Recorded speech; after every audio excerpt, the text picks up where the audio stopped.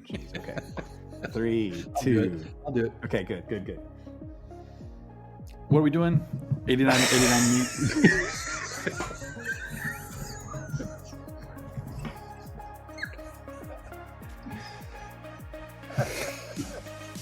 Oh, that's totally staying in. What a disaster. Yeah, already. 89 music. Sorry. Oh, man. Hello, listeners. This is your warning that listening to this show could be an absolute waste of your time. This might be the worst train wreck we've ever produced in the history of our podcast careers. Proceed with caution or enjoy. It's up to you. On to the show.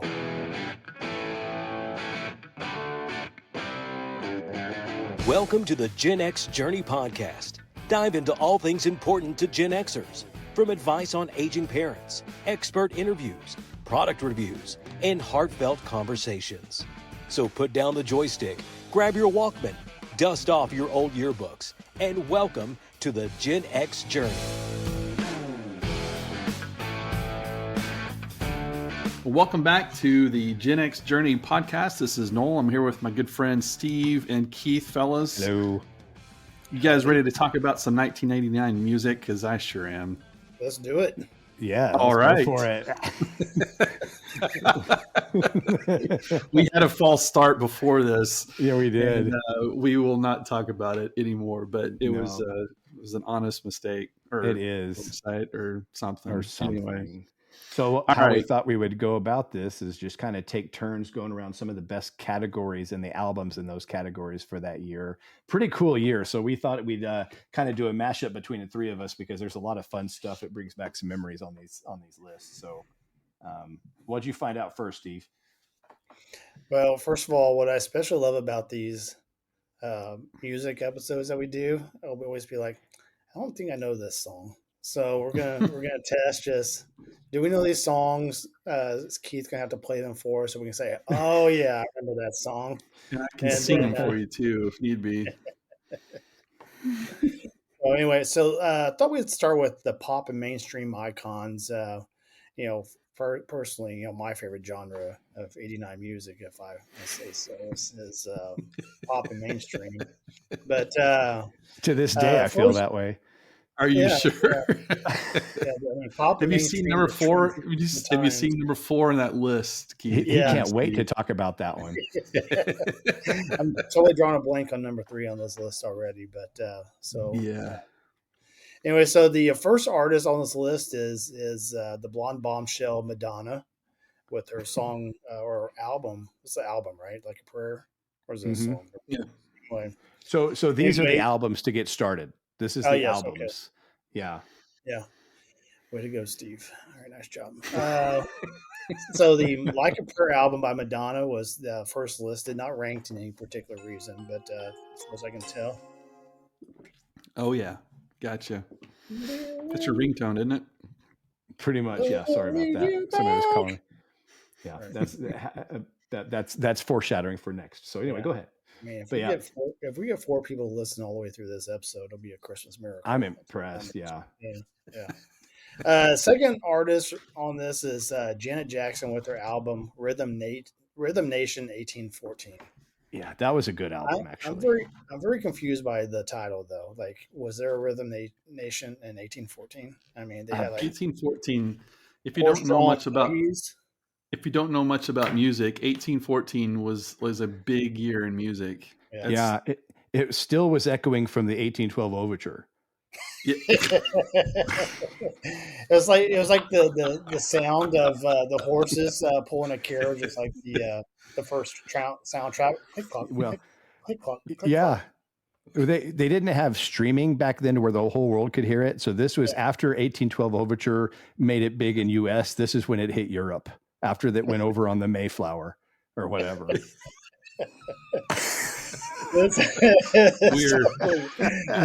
weird mashup of history at this point. Totally. Everything that could go wrong just happened. Anyway, of course, we all know Janet Jackson was, defined by dance pop, and then, of course, later on a certain Super Bowl mishap which That was was in pretty nice. Houston, by the way. Yeah, it was. Yes. The third artist, I said thirdest. Thirdest. Yeah. Yeah. And their thong, the all right, the third artist is Taylor Dane, and is that a chick or a dude? I don't Yeah, know. it's a lady. Okay. You know that love will lead you back Yeah, to we'll my bring heart. you That's back. that's on this album. Okay. Anyway, her album "Can't Fight Fate." Yes. Yes, Mm. very good.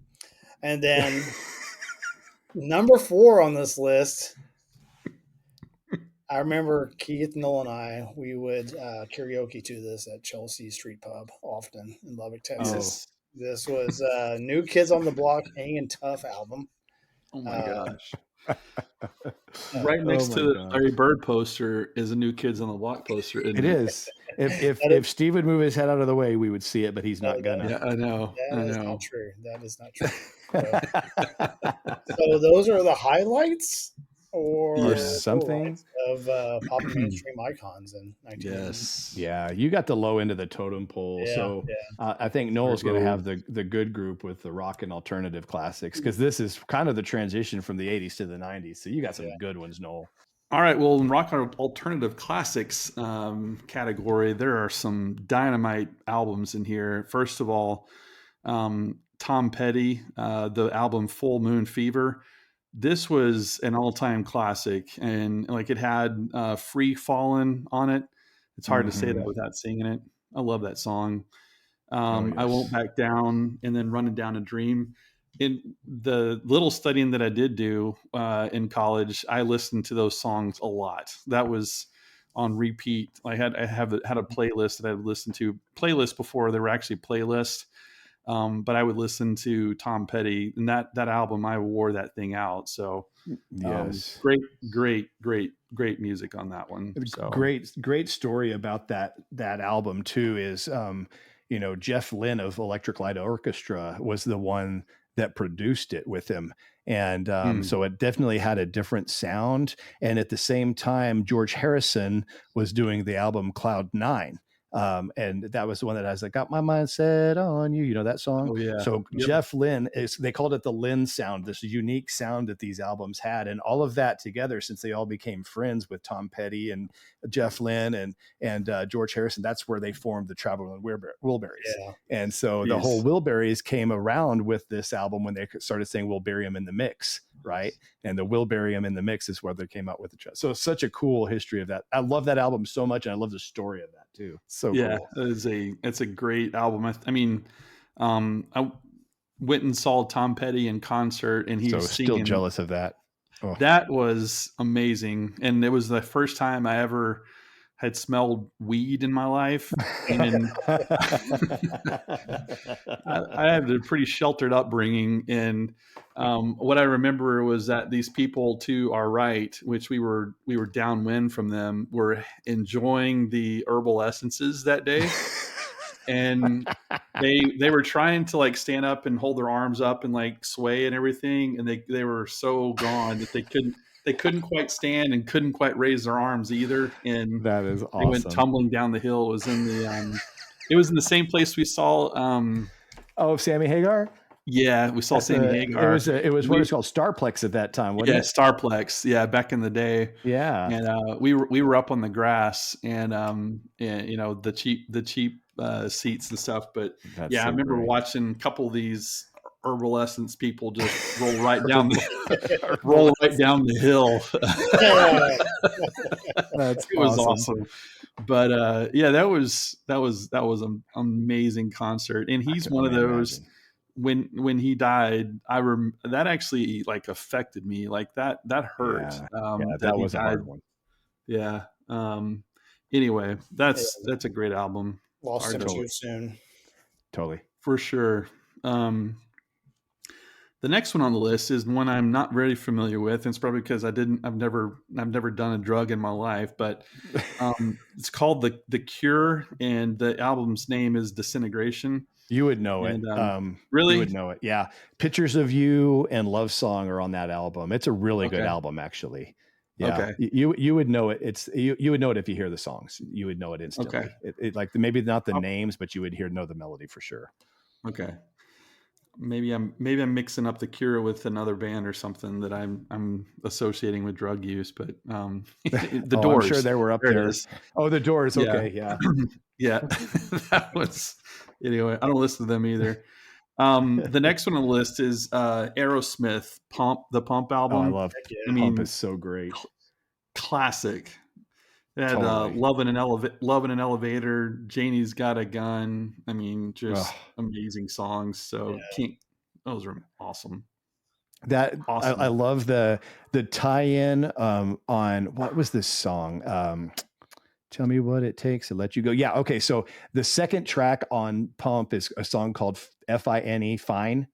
And and it stands for yeah, and that's what's great about it. So if you listen to this song, this FINE stands for effed up, insecure, neurotic, and emotional, right? Really? And so they spell it out in that song, but then when it goes down to what it takes, it got released to the public. They say, "Girl, when I met you, I was FINE fine," right? And so like if you know the album, it's that much more cool to know what FINE stands for. You know, it's great. So yeah. So I love that little tie-in. Great album. Keith, you're like a walking, talking behind the music. Like it's awesome. This is really your category, man. Like we should just set you loose, let you go, man. Oh, no way. I'm just going to be the color commentator. It's okay. I'm excited that Keith's going to talk about hip hop and R&B. Yeah, so. Boy, you picked poorly. Yeah. I'm going to be like, and this was the Beastie Boys, and next is, yeah. It's all good though. Awesome. Awesome.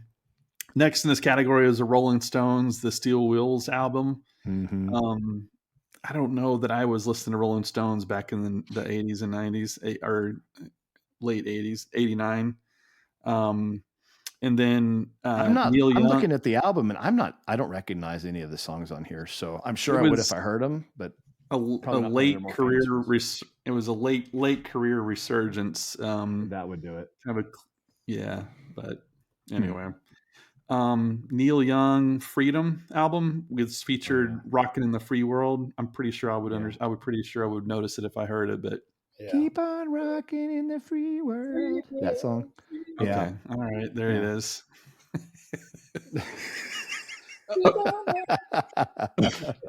And then the next one I definitely knew was Red Hot Chili Peppers. Oh Mother's my gosh.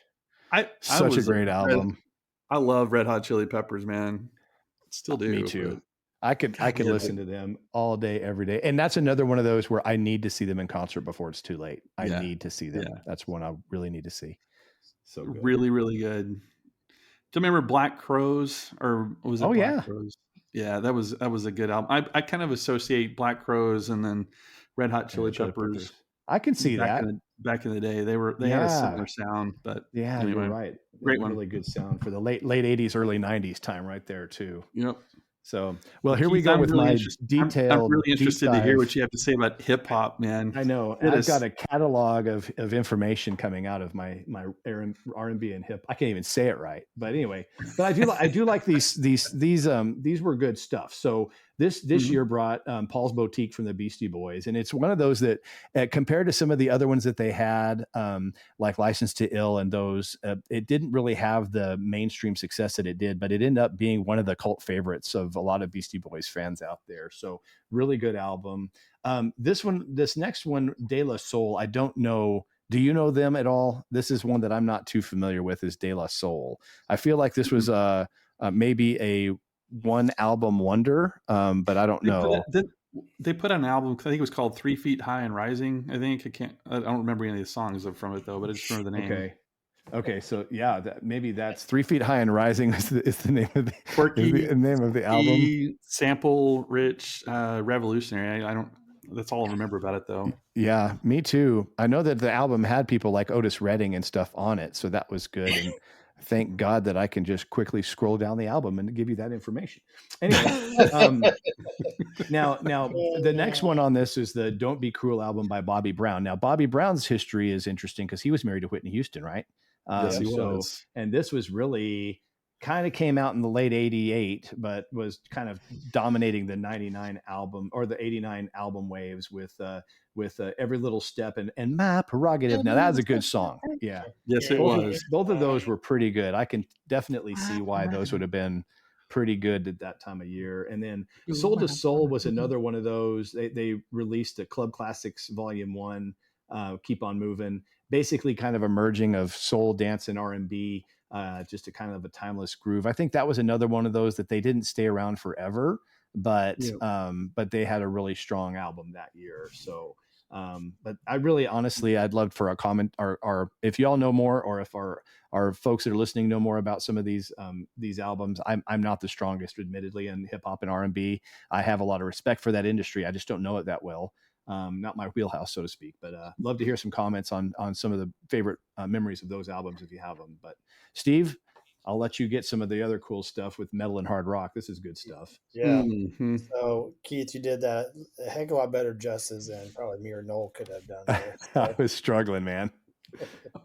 So I did look. There is one song called "Me, Myself, and I" by De La Soul that I think we all know. So Okay, I'll have to listen to it later. all right, so jumping into the world of metal and hard rock. So really, the iconic band of this genre in 1989 is Motley Crue. Oh boy, yeah. And the Dr. Feelgood, and of course we can immediately think of what that song sounds like, and I think another soundtrack of our college days, late high school, 100%. days was Motley Crue. Yes. I know when I listen to Skid Row, I'll recognize these songs, but I'm just drawing a blank on them right now. But yeah, you would know Youth Gone Wild for sure. Yeah, their Skid Row album was insanely popular in 1989, and then a group that I don't remember called Faith No More. Oh, I love Faith No More. Real thing. Were they a one-hit wonder? I mean, did they put in Epic other was albums? Yeah, they had a few. Awesome. Epic was an awesome album. They had a couple others. Angel Dust came out after this one. This was the Real Thing that came out in 89, but they had another one called Angel Dust in 92. But really, I mean, that song Epic, you'll know it if you hear it, Steve. It's that, can you feel it? See it, hear it today, and it's just you will never stand. It's like they have the whole song. You want it all, but you can't have it. It's great. Yeah, got the box. That one. Yeah. I absolutely love that band though. They were so much fun. That they didn't have too many hits, cool. but that song Epic was pretty epic. I have to say, it's good stuff. That was cool. Yeah, nice. Yeah. So correctly named. Yes, no doubt about it. We're ready to jump into some indie underground cult favorites. Heck yeah, why not? I mean, that's what we're here for sure. Yeah. So the Pixies, a lot of these were, I mean, really, this was an intro. I think some of these bands were an intro to the grunge scene, and the Pixies definitely was probably the main one that contributed to this. Where Is Your Mind, which was one of the songs off of this album. No, actually, I'm sorry. Here Comes Your Man was off of this album. Where's Your Mind is later, but seriously, good stuff. Had kind of that grunge intro sound, that edgy sound that didn't sound quite clean cut anymore, which made them good. So it definitely influenced the grunge scene. The next one, I'll just go to I'll save the other one for last, but the Stone Roses. I don't know anything about the Stone Roses. Do you all know them? No. They define the Manchester sound. They're kind of a dreamlike, danceable Brit rock. I don't know. That's all I know about them, though. Well put. Yeah, I don't know them that well, but I remember the name. I don't know them that well. If you'd heard the Manchester sound, you'd realize it. It's pretty epic. I believe it, and it's not to be confused with the Epic from Faith No More. So let's just be clear. It's different. Right? Yeah, it's completely different, yet still epic. But equally epic in its own British way. Absolutely. There's no doubt.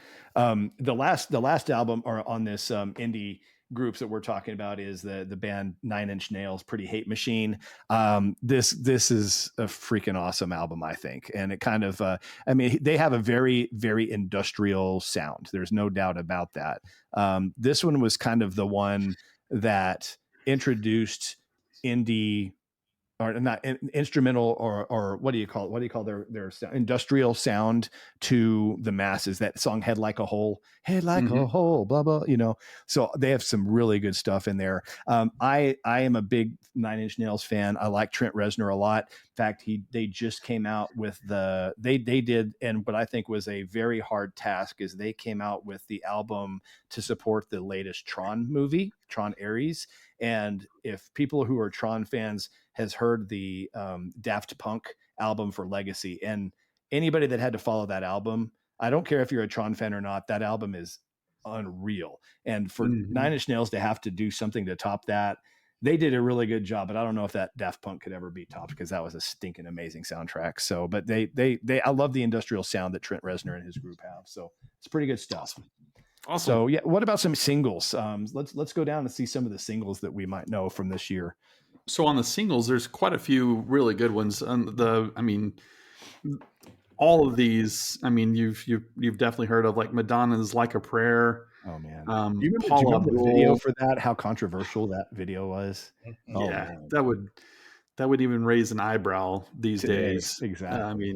But yeah, back in the day, it definitely was. Paula Abdul's "Straight Up." Yeah. Was that the video where she did cartoon cat the whole time?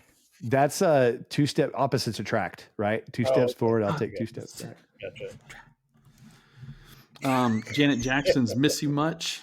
Yeah, that's Steve's always favorite, "New Kids on the Block," "Hanging Tough." That's the poster of them doing the Hanging Tough arm thing behind you, right, Steve? Yep, that's right. That's awesome. It is frozen in time and timeless. Absolutely. And then Phil Collins' "Another Day in Paradise," which has a video. Yeah. In the video has El Paso in it, actually, because they're talking about famine and poverty and stuff like that. And of course, my hometown is on that list.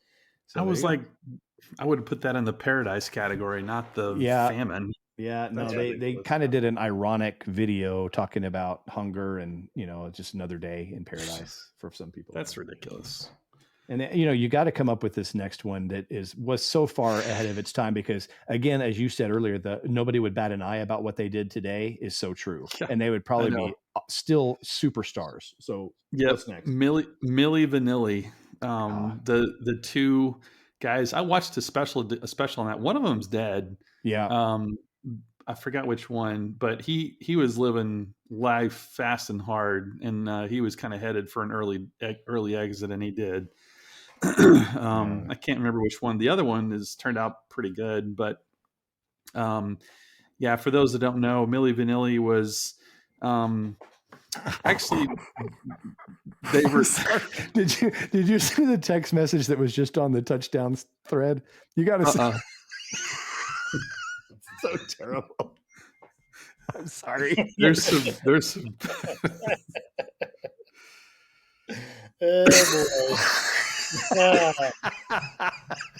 I'm sorry. That one. I'm so sorry. That one is great. Oh my gosh, that's freaking hilarious. That's pretty good. I gotta send that out. That's pretty good. Oh. Sorry, I didn't mean to interrupt you. That's just too good. All right. Okay, sorry. You were Millie? Were you? Bobby Brown or something, weren't you? Yeah, Bobby Brown. Hold on just a second. You got me all off, man. I'm so sorry, man. I couldn't. I couldn't even. Yeah. So Milli Vanilli is where I was. Yes. So anyway, Milli Vanilli was they had a song called "Girl, You Know It's True," among others, and it turns out that they weren't actually singing; they were actually lip singing. So anyway, they got busted. Yada yada yada. It's so funny because one of Hayden's favorite songs right now, or at least it has been in the last year or so, is "Blame It on the Rain." He loves that song. Isn't that funny? Yeah. That's a great song. I'm like, man, I can't argue. That's a timeless. I love it. It is a good song. Bobby Brown, "My Prerogative." We talked about that one earlier. Debbie Gibson, "Lost in Your Eyes." This was my Debbie Gibson crush phase. I'm not going to lie. Yeah.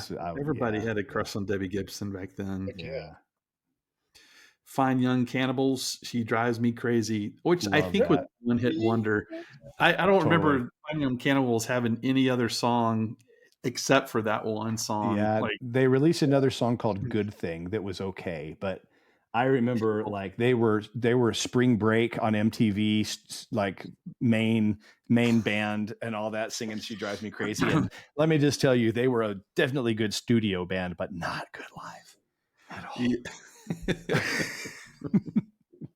But I love that song. It's such a good song. Yeah. Anyway, and then the Bangles, "Eternal Flame." It's a good song. Y'all ever seen the video? I don't think I have. Okay, there's well, I saw a meme on this today. There's one scene where one of the Bangles, I don't know, it just, I'll have to send this to you. I shouldn't even started this thought because I can't finish it. Anyway, there's one of the girls like has this. She does this eye thing. She looks to the left, and it's pretty hot. Oh, yeah, I know who you're talking. Susanna You know Haas what I'm talking does about? that. Yeah, Yeah, Susanna and Haas. it's like every person, every Gen X guy knows exactly what song this is from just from this one screenshot of the video. I'm like, yes, I do remember that. Absolutely. It's that look. Yeah, totally. Anyway, Gonna write and she that still down. held up pretty well. She really has. Haven't kept up. Yeah, she's been on some, like, I don't know, some deals lately where she's sang with the Bangles, and they still sound really good. So Ruby. rock and alternative is the next round, right? So Bon Jovi had "Born to Be My Baby" on this 1989. Probably not my favorite song of theirs, but I guess it kept them rocking and rolling in 1989. We already talked about "Free Fallin'" from Tom Petty. Great song, great band, or great artist, just amazing. And I love this next song. And it's we were kind of starting to see hair bands come to an end at this time with the kind of the last hurrahs of heavy metal with Motley Crue and them. But love "Every Rose Has Its Thorn." I think that's one of the coolest hair band ballads ever. Did you all like that song? Not my favorite. Yes. You didn't? Oh, I thought it was really good. Yeah. And then we already talked about "Love in an Elevator" for sure. But okay. So if every Rose Has Its Thorn isn't your favorite, Steve, I would say this one has got to be one of my all-time favorite hair band ballads. Is Guns N' Roses' "Patience." Yeah. I know you can't disagree because you're a Guns N' Roses fan. Oh, heck yeah. So. And then "Love Song" by The Cure we mentioned. Then we "Stand" by REM. Stand in the place where you live now. Face. So that's a good Weird Al version. Yeah. Oh, I know. Every song ties to Weird Al. Every time there's a Weird Al theme on it. And then the last part of this rock and alternative was the "We Didn't Start the Fire" by Billy Joel. I always thought it was a funny story about it. Like, there were so many words to that song that he knew that he could look back at his drummer, because his drummer would be singing along with the song. So in case he lost his place, he could look at his drummer to remember where to start singing again. It was kind of a funny story. So yeah, but that was a great song, man. That's a lot of things to remember. So I don't know if I'd ever want to do that one live. That'd be tricky. That's a lot. It's a lot of words. Yeah, for sure. So anyway, that's a good group. So R&B and soul, and this ties into one of your favorite movies, Steve. Yes, sir. And the first single on this list is Prince's "Bat Dance," and of course that's when the 1989 Batman with Michael Keaton popped out, and I was geeking out in the movie theater, and absolutely. I still think Prince is one of the, probably, like, in my opinion, top 5 most iconic musicians ever. And he'll be hard to top. This next I watched a video of him last night. There was a tribute concert with people like, I think it was like Eric Clapton and some of these other folks, and he was doing the guitar solo for "While My Guitar Gently Weeps." It was a George Harrison tribute, and it was like a 5-minute long solo that he was just tearing it while everybody was singing. It was just like, good Lord, that guy was ahead of his time. Yeah, Unreal. He was.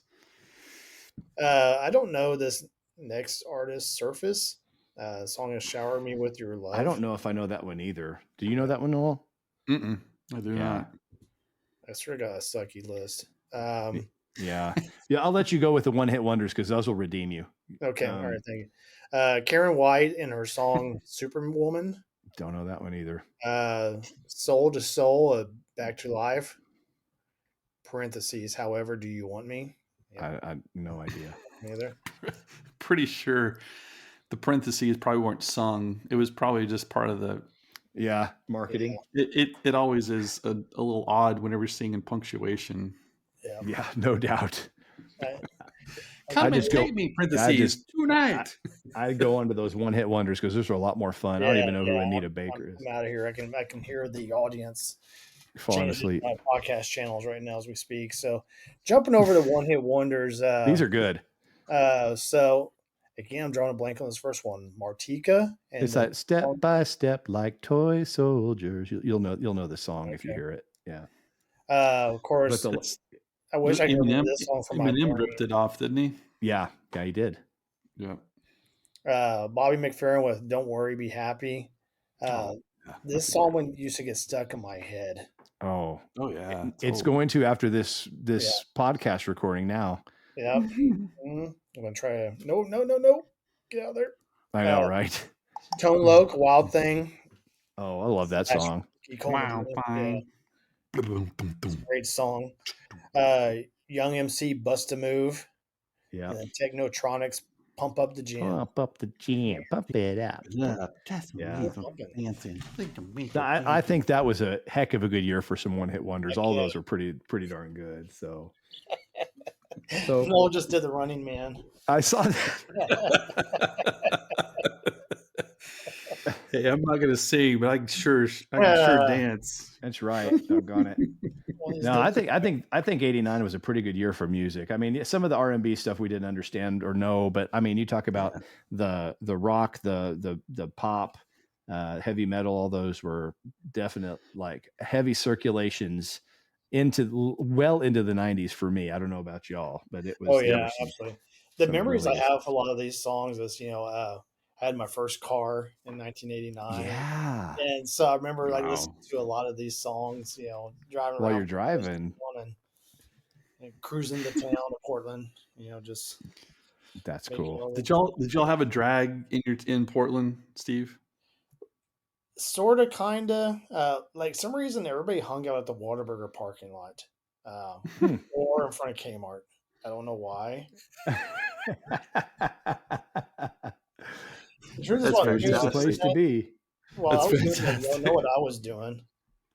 I was playing basketball in the driveway. You're shooting hoops, man. Yeah, I knew what you were doing. That was chilling out playing b-ball down by the pool.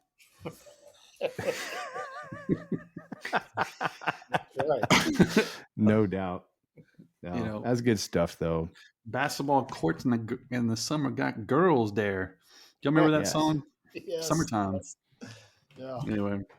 Oh, it's good stuff. Good albums, though. Good songs. Good year. That wraps up our 1989 year with all of the stuff. I feel like we've been doing this for a couple of weeks now, but we went through a good solid. Not just this episode. Jeez, man. Oh, that was kind of harsh, wasn't it? Oh, that's funny. It's not intended to be that way. I meant all of 1989. So, but I think it was a really good year. Lots of good stuff. I learned some new things here, like the 1814 thing. I never connected that to 1812 Overture, but I mean, it took that long to get to Europe to be popular. 2 years. I mean, the Mayflower was not known for its speed; it was known for its leisure, and it actually wasn't known to go back to Spain. That's something else. I mean, it had a return flight. Who knew? I just now learned it came from Spain. So there's new. I think it was Portugal, but let's not split it. I don't even know. It doesn't matter. No, that was I don't even know. Mayflower was England. I don't even know. They served tacos there. That's all. They did. There was a taco truck when they got there. Exactly. Welcome to Portugal, Spain. Dear ChatGPT, where was the Mayflower? I'm going to ask that later. For our listeners, listeners who are versed in history, please help. We know they had an Alpine radio blasting 1814 Overture. They could hear the thump from freaking Spain. Dang right they could. They started making the tacos as soon as they heard the thump coming over the horizon. So. They sure did. This show has been a train wreck. It has been, but it's gonna be one of our most listened. I guarantee you. Every time we do a train wreck show, it's our most listened. It's great. Yeah, It is. yeah. We should have played the disclaimer at the very beginning. The views, thoughts, and opinions expressed in the Gen X Journey podcast belong solely to the hosts and guests and do not necessarily represent the views or opinions of any entity they are associated with. The information provided is for entertainment and informational purposes only and should not be considered professional advice. Listeners are encouraged to seek the advice of qualified professionals for any specific issues they may face. The creators and contributors of this podcast make no representations as to the accuracy, completeness, or validity of any information, and will not be liable for any errors, omissions, or any losses, injuries, or damages arising from its use.